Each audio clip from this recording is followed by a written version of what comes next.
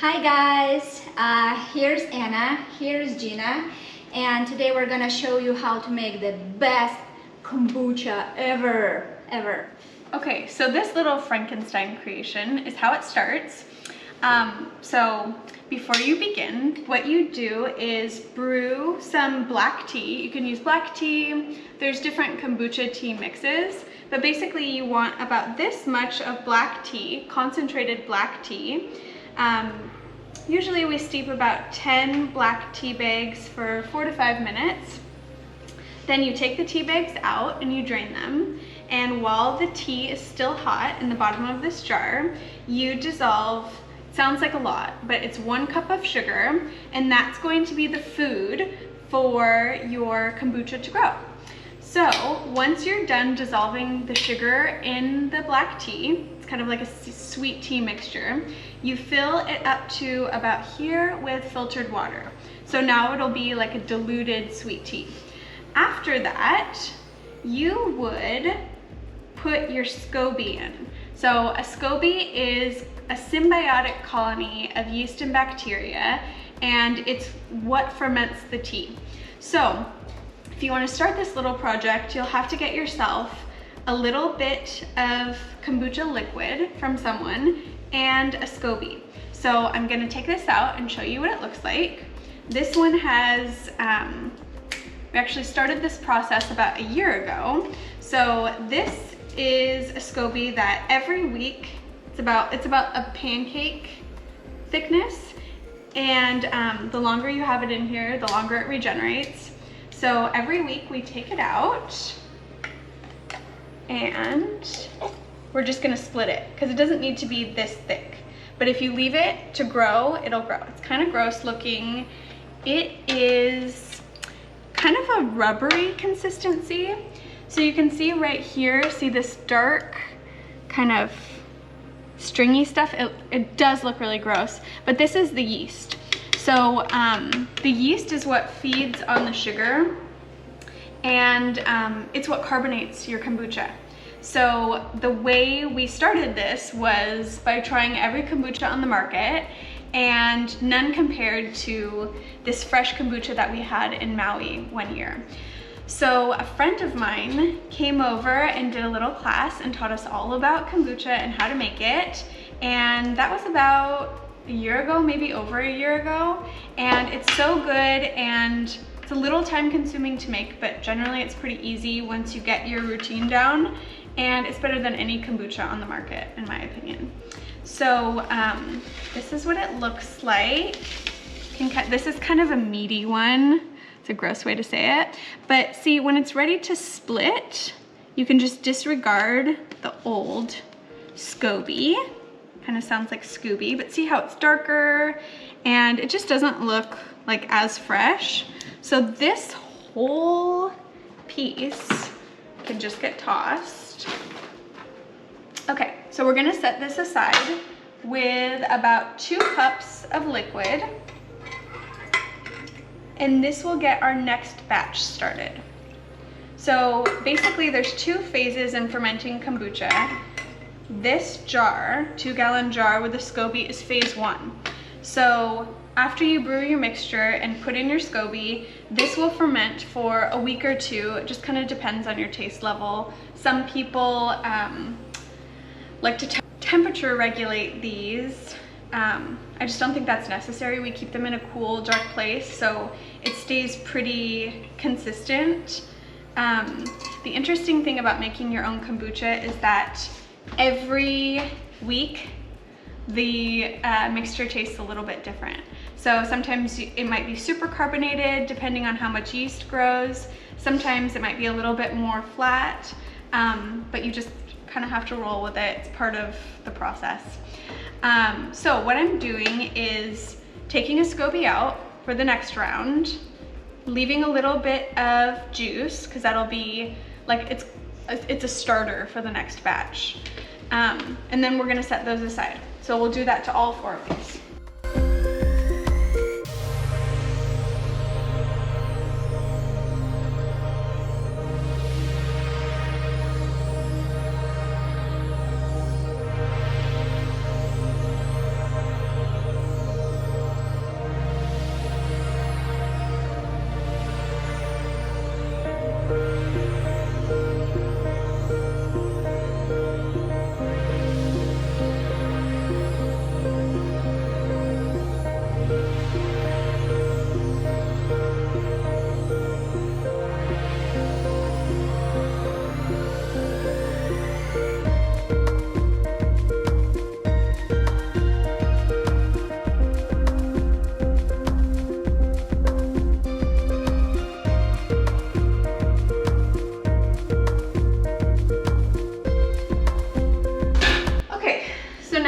set these jars aside until it's time for the next step,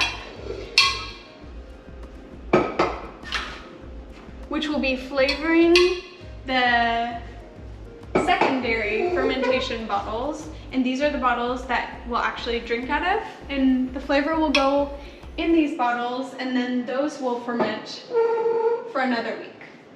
So phase 1 of fermentation and phase 2 with the flavoring. Okay, now let me tell you about a little bit about what tools are using. Also, I will add on my descriptions like all the list with the ingredients, all the list with the tools, the recipe for kombucha brewing, and you can check it. And if you have any questions, please ask us. We are professional and we will tell you. Okay, so we have bottles. Actually, that 4 big jars are filled 30 bottles, and they're kind of divided. This is one kind of flavor, another and another. Later Gina will show you how we're doing that and what we're using. Okay, we need some funnels.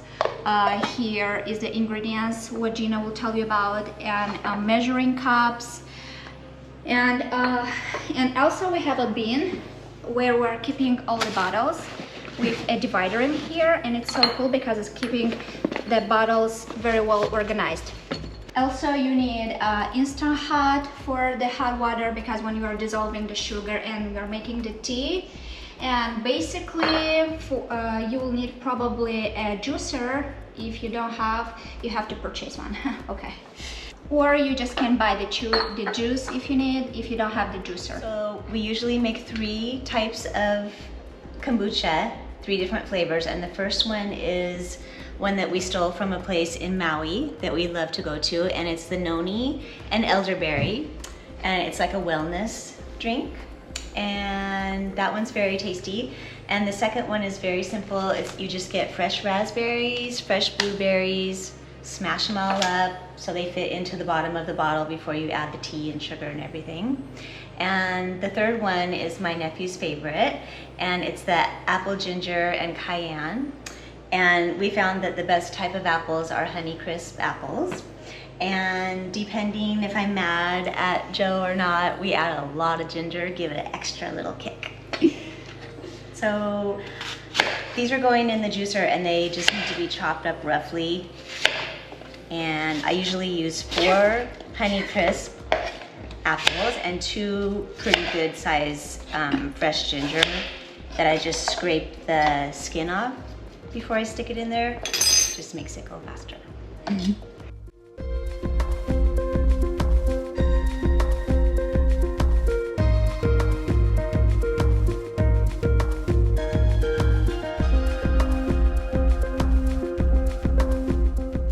So if you're in the market for a really good juicer, we've probably tried half a dozen juicers and read all the reviews, and this is our favorite.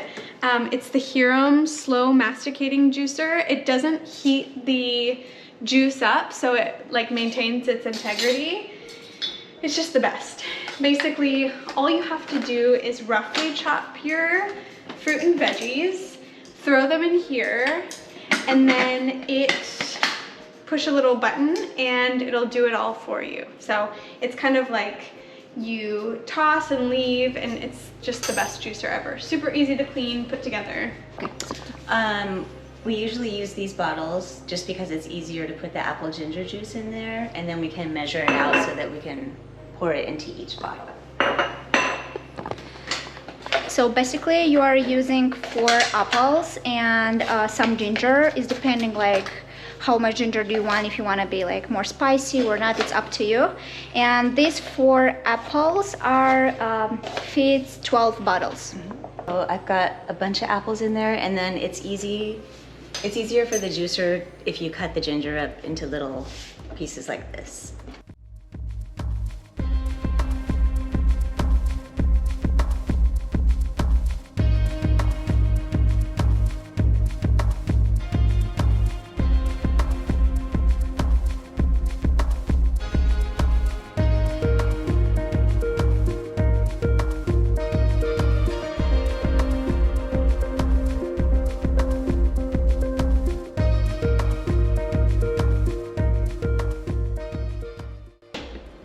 So this is what it discards. Very efficient. It smells so good too. So it makes just a little bit over 1 whole. And now it's ready to assemble. Step of fermentation. The next step of fermentation, we need more sugar to feed the yeast and bacteria. Do you think I'm... So the sugar won't make it sweet. It just gives food for the kombucha to grow. Ready? No. So the next step, we are adding the sugar in each bottle. This is kind of the process for next fermentation, and we are adding 1 teaspoon in each jar, in each bottle. But with the berries, so the guy who is drinking this brewing, he said it's too sweet, so we will add only quarter teaspoon of sugar. So okay, let's start to fill with the sugar.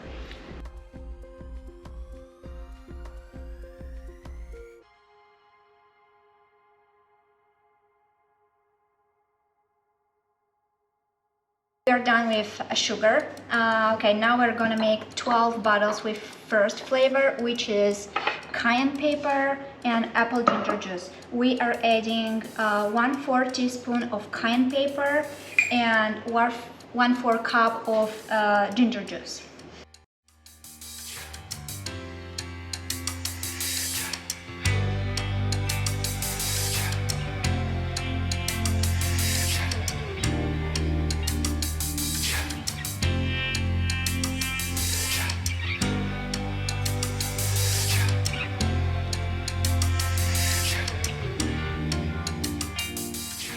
The next flavor is elderberry juice and noni juice. So we are adding 2 tablespoons of noni juice and 1 tablespoon of elderberry juice.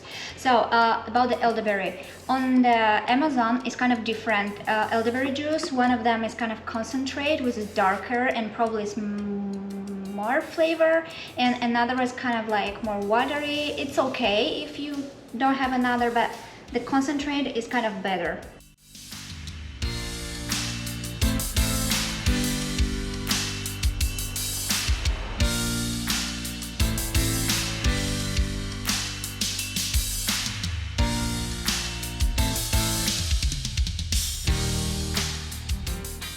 I'm done with noni juice and elderberry juice, and now I'm going to do the flavor with the berries. Actually, we're adding like 6, what is that? How's it called this? Raspberries. 6 raspberries and 6 blueberries for each bottle. You can use also frozen if you don't have fresh, but I think fresh is a little bit better. But it's up to you. You can use like everything what you like. Mango. What? Mango? Mango? Mango? Mango? Mango? Yeah, make a tropical one. Yeah, or you can use, what else? Oh, ginger, remember we made with, how's it called that? Not the raspberries, but another one. Strawberries. Oh, yeah, with strawberries, and it was good.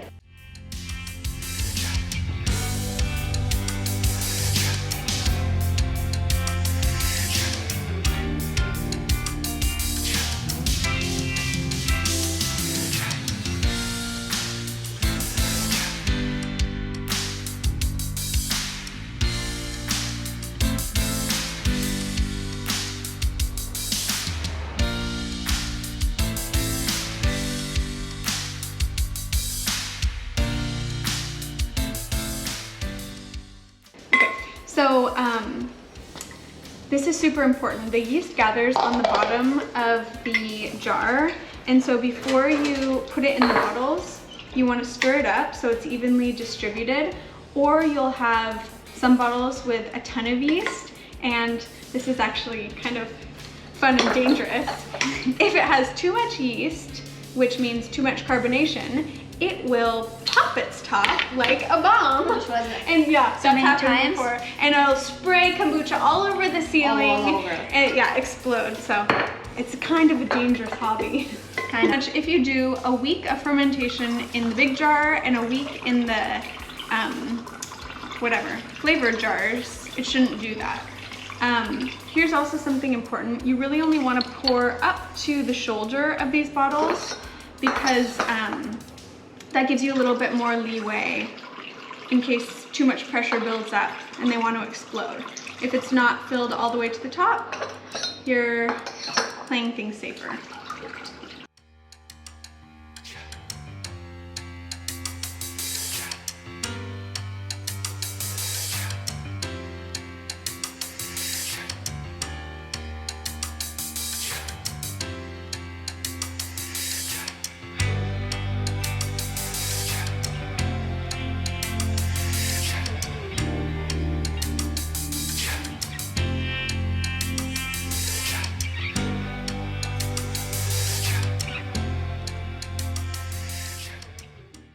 Okay, so now that all the tea has been poured into the bottles, we're gonna fill these up again with new tea. And we can't use any soap because that will disrupt the process of fermentation. So I'm just gonna use warm water to rinse these out.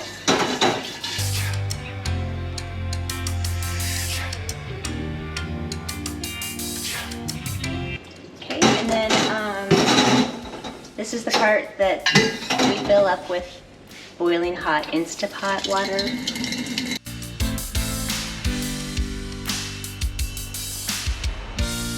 The tea bags, there's 10 tea bags in each little bundle. So I let that steep for about 5 minutes. Give it a little stir.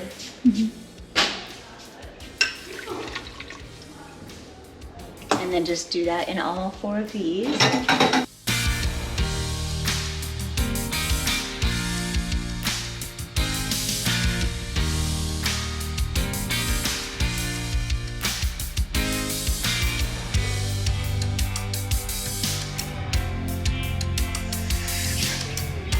So the tea has been sitting and steeping for about 5 minutes, and now I just give it a quick stir.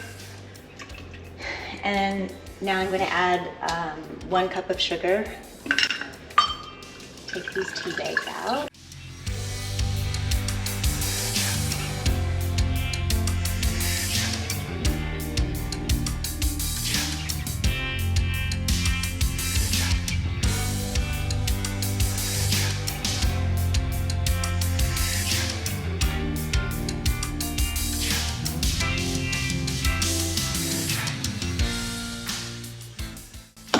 And then I'm just going to fill it up to this first little lip here with filtered water.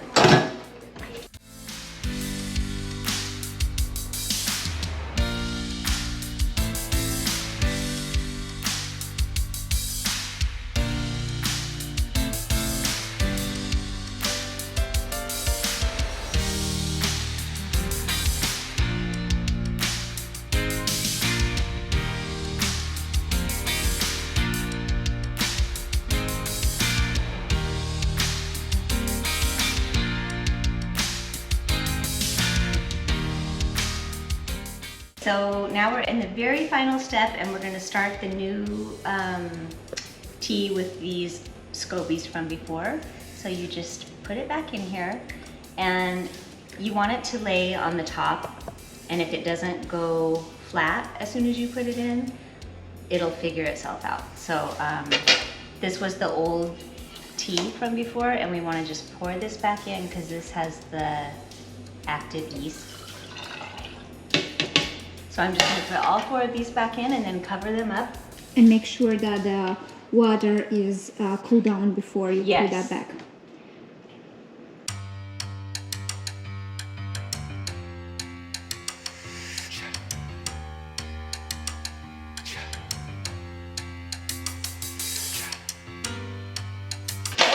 And then these are little cheesecloths. And then you just put it on like this with a rubber band. So it can breathe.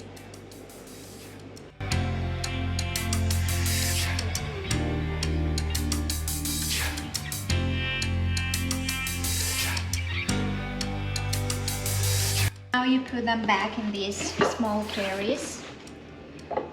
on the end of my video, I will post for you the paper with the recipe, and you can check, and you can find like on internet for so many different types of kombucha, but this is kind of the base of the process, and I hope this video will help you to understand like how this is working.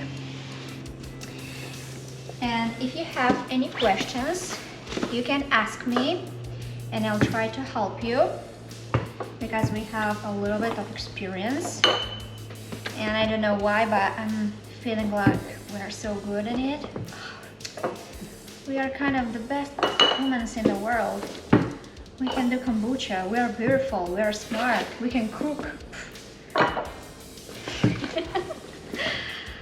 Okay, so, and then you have to keep them in a cool, dry place and dark place. So this is so easy, everyone can do that. So maybe first it's gonna be like a little bit confusing, but after time you're very good, promise. Thank you for watching, and Like the video, Don't forget to subscribe. like, subscribe, thumbs up, notification bell. yeah, then do the thing. comments, share, Drink the kombucha. share.